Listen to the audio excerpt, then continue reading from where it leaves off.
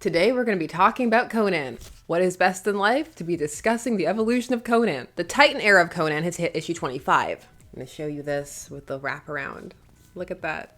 Really nice. And because it's issue 25, we have a special issue. It's painted with art by Alex Horley. It's also a bit larger. I'm trying not to reflect it at you too much. And also find a page to show you that I don't have to censor. This is a King Conan one-shot. So how is issue 25? Let's take a look. And also discuss, is it something you can just jump into? Is this a good place to start Conan if you're curious? I'm Sasha, this is Casually Comics, and yes, we're venturing outside the big two. And of course, it's me, so spoilers. Conan the Barbarian, or Conan the Cimmerian, is a classic character. He debuted in the pulp magazine Weird Tales in the December issue of 1932. He was created by Robert E. Howard. The first story he appears in is The Phoenix on the Sword, which was actually a King Conan story, because not all of Conan's stories take place in chronological order. There's actually some debates amongst historians and fans about which order they should be in, although there seems to be at this point a definitive one. Now, The Phoenix on the Sword is actually a reworking of a rejected story by Howard, written in 1929, called By This Axe I Rule, and that was a Kull story. And Kull is a character who has been featured in this era of Conan. During this latest run by Jim Zub, he's brought him in, as some of these stories play across different eras, not just the Hyborian Age. Now, Jim Zub has been writing the main Conan the Barbarian books, but they've also expanded to having Savage Sword, which will also feature other writers. They also have a fall event crossover that started recently, time of recording. This year's is Scourge the Serpent. And in general, many other characters who Howard created have managed to find their way worked into these stories, and also some of the Marvel characters too. Indeed, this whole run has been a loving ode to all things Conan, but it's also not been afraid to do its own thing within the Conan mythos and explore gaps or prod at unanswered questions. Now, because Conan's original tales don't take place in a necessarily chronological order in terms of his life, it means that you hop around and build a picture of the character through these snapshots. This is you get to explore different periods of his life, an energy that's been continued in the Titan era, as you get to follow Conan on these adventures that he has. This also makes Conan relatively easy to step into, because it doesn't really matter where you do it. No matter where you're doing it, you're stepping into a story in progress. But also the tales or arcs in this case tend to be self-contained. There's enough information therein to just hop on board. Now, Conan as a character has had numerous comic outings, including an extremely long stint at Marvel, and after some other stops, he's now found himself at Titan Comics, who have quite lovingly embraced the character's rich history and potential. And issue 25 is no exception. It's a celebration of all things Conan, across eras and the classic stories. However, in keeping with Conan tradition, it's also a self-contained tale. The story in question is The Nomad, and it tells of a mysterious stranger, a visitor who comes to see King Conan. This in Aquilonia, and the art in this book was painted oil paintings, and it took the artist Alex Horley a year to do it. So this is very much a labor of love, and it shows. The art is absolutely gorgeous, the kind that warrants just taking a moment. It's the kind of thing you want to sit with, and that's there from the opening panels, where you see the nomad crossing these vast landscapes, and the narration is there guiding you along in terms of tone and mood. It's also tucked away and kept as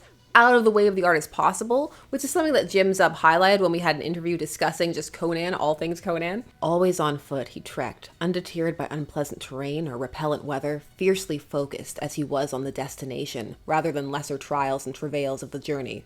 When the peasantry were later asked for details about this cryptic outlander, they recalled little beyond that his face was always hidden, and they could not recall him ever stopping for meals or rest. Now, the big title page is really a beautiful piece, but there are many moments in this like that, especially when we get to the monsters and beasts later on. Now, as mentioned, this wanderer has come to see the king, but when he's denied, he simply sits down and waits, and is going to keep waiting. This eventually piques Conan's curiosity, and so he invites him in to hear what he has to say. And there are so many nice details here, all of the lions around, for he is the Lion of Aquilonia. There's just this sense of boredom on his face too. It's a really atmospheric issue, and the emotions of the characters really come through. As the stranger's hood fell round his shoulders, the air in the chamber seemed to reverberate with strange echoes of the ancient and unknowable. I have traveled far to bring a great gift for Conan of Cimmeria, the legendary Lion of Aquilonia, spoken of in song and verse.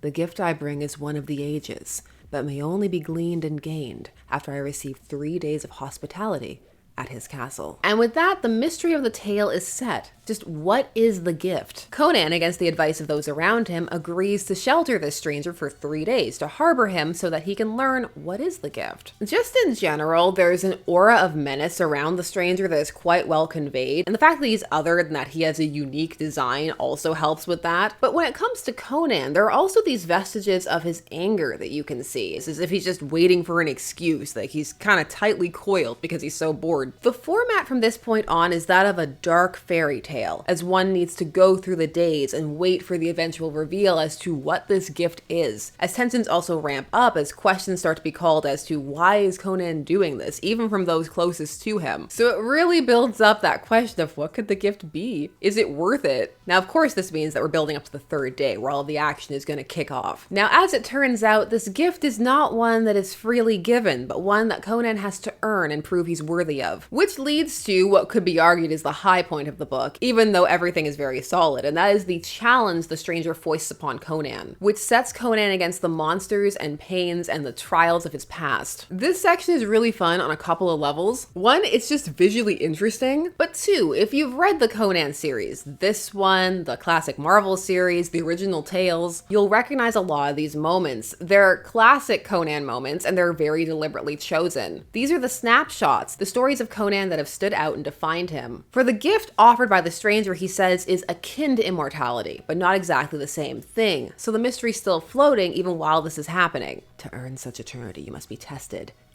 through the ages. And with those portentous words, the king felt his very soul slip free from the carnal confines of his mortal coil. Time's thread unspooled without and within, unleashing memories as turbulent and true as the moment the Cimmerian first lived them. Conan the warrior, Conan the thief, Conan the unshakable youth, courageous beyond his years. It's hard for me to pick a favorite page from this sequence, but the frost giants are definitely up there. I have a soft spot for Norse mythology, so it's always really cool to see things like that depicted to me. But also, the Conan crucified image is up there too. There are also some Bêlit images that I could show, but I don't feel like censoring. But they are also very nicely painted. Conan 2025 on some pages is going too hard for YouTube. The storm over. Aquilonia now thundered in the nether realm as the nomad stepped forth from the shadows to face the Cimmerian. You are indeed a worthy opponent, Conan. A heroic murderer. A philosopher barbarian.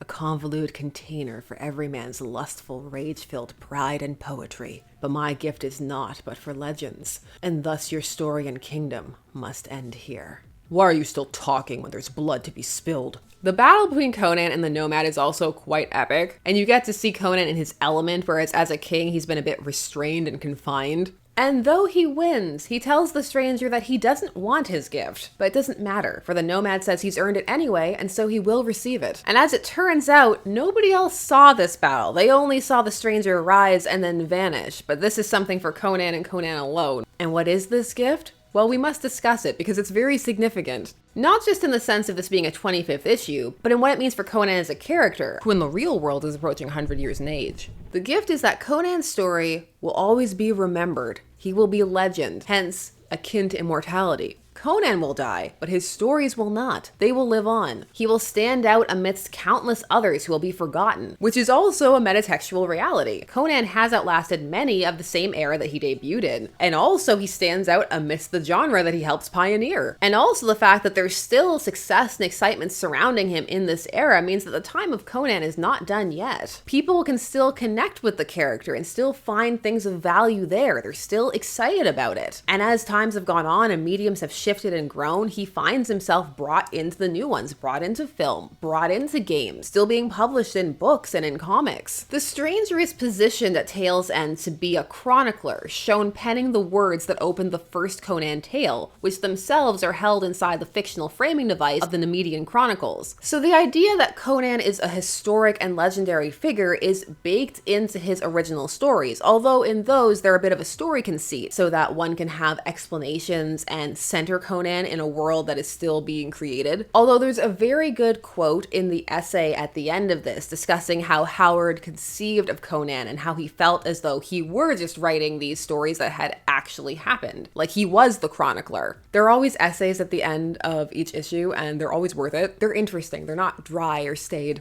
This is a very solid story. It delivers lovely art, a well-told tale that's concise and very in line with Conan. But it also has this layering to it, on a meta level when it comes to Conan, and also things that one could think about outside of it, just in terms of being remembered or not. When it comes to Conan, one can ponder the concept of legacy, and how by the end, after Conan has had to relive all his trials and triumphs again, he doesn't want the gift. But it's no longer about him. It's about the impression he's left. That very impression is what has drawn the chronicler there. It makes one think about how at the end of the day, the nomad is right. It is no longer Conan's choice to be remembered. He has been chosen. He has been deemed worthy by others outside of himself. In some ways, because of that, he becomes less important than the legacy he leaves, him as an individual. At what point does the character begin to have to live up to the legacy rather than simply create it? It's an interesting question and one that is very well suited to an older, world-weary Conan, but it's also something one could ponder if they so chose about their own existence. Conan is, of course, a fictional character,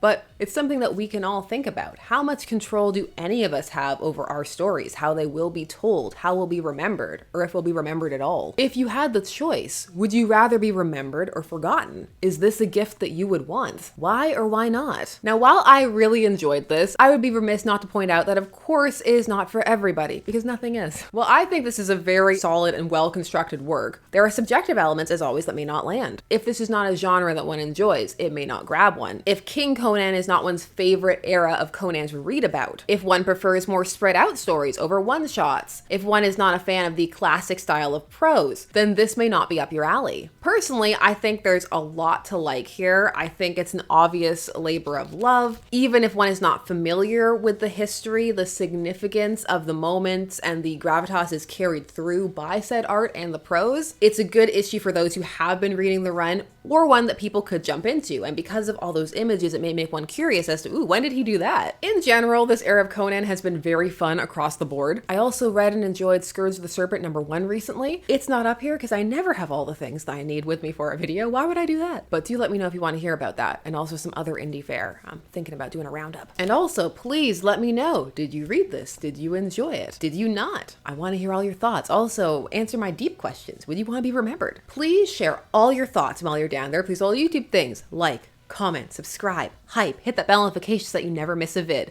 I will link the interview that I did with Jim down below as well. And thanks so much for taking some time to spend discussing comics with me. I always appreciate it, and I will see you again soon. Bye-bye.